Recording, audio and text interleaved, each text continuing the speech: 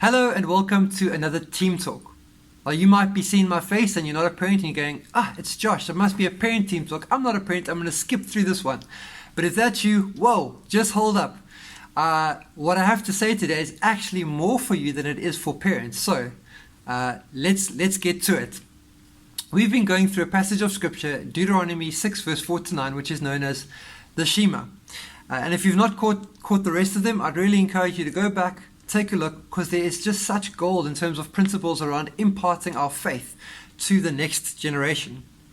So today I'm looking at verse 4, and verse 4 says, "Hear, O Israel."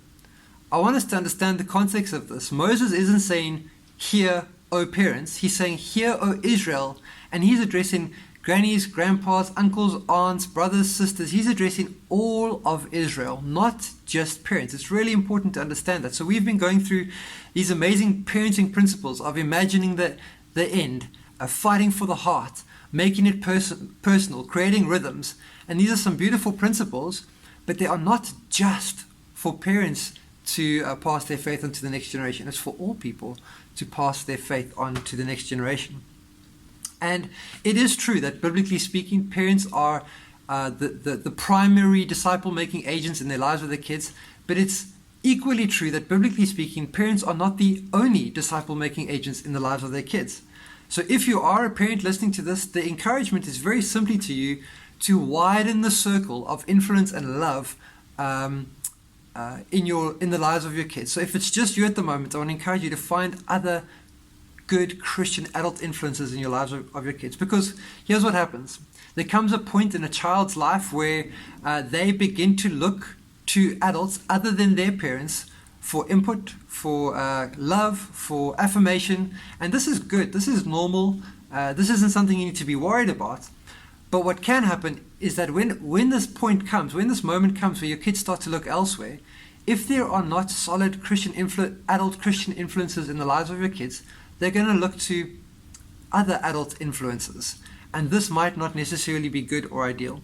So, here are some practical ways that you can fulfill some of every Christian's general calling to impart your faith to the next generation.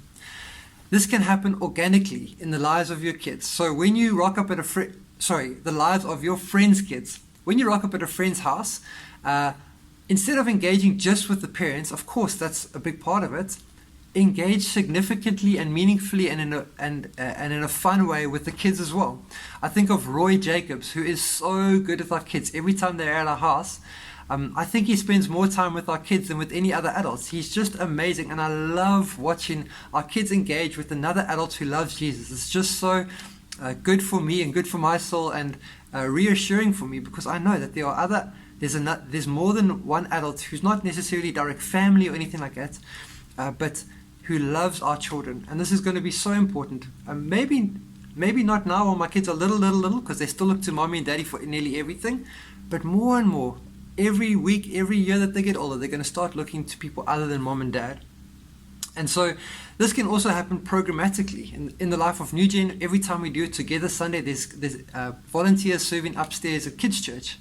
I'm thinking of a wonderful story which came off the back of the last Together Sunday. Good friends of ours, their kids were upstairs, and I think the mom popped in and noticed an adult leader engaging with the kid in such a meaningful way that neither her or her husband could have done. And she was just saying, this is so cool to see other adults loving on my kids, adults that we know, adults that we trust. And I really want to encourage you, if you do not have kids or not in the parenting phase, or even if you are a parent, to engage and love on kids who are not your own, and engage and love on kids in general. So a last area in that programmatically that this can happen is at Route 67 and Riot. And so these age groups specifically, guys, kind of from like preteens and teens, more or less are not really that interested in the affirmation of their parents. Of course they are, but they are looking to other adults. They are looking for input and love and affirmation elsewhere. And so if this is another area where you can come and serve and get stuck in the lives of children in New Gen. So this is my call to you guys today. Let's get stuck in the lives of kids at New Gen.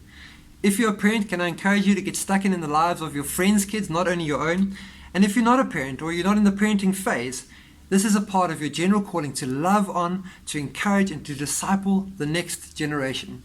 Today is a call to play your part.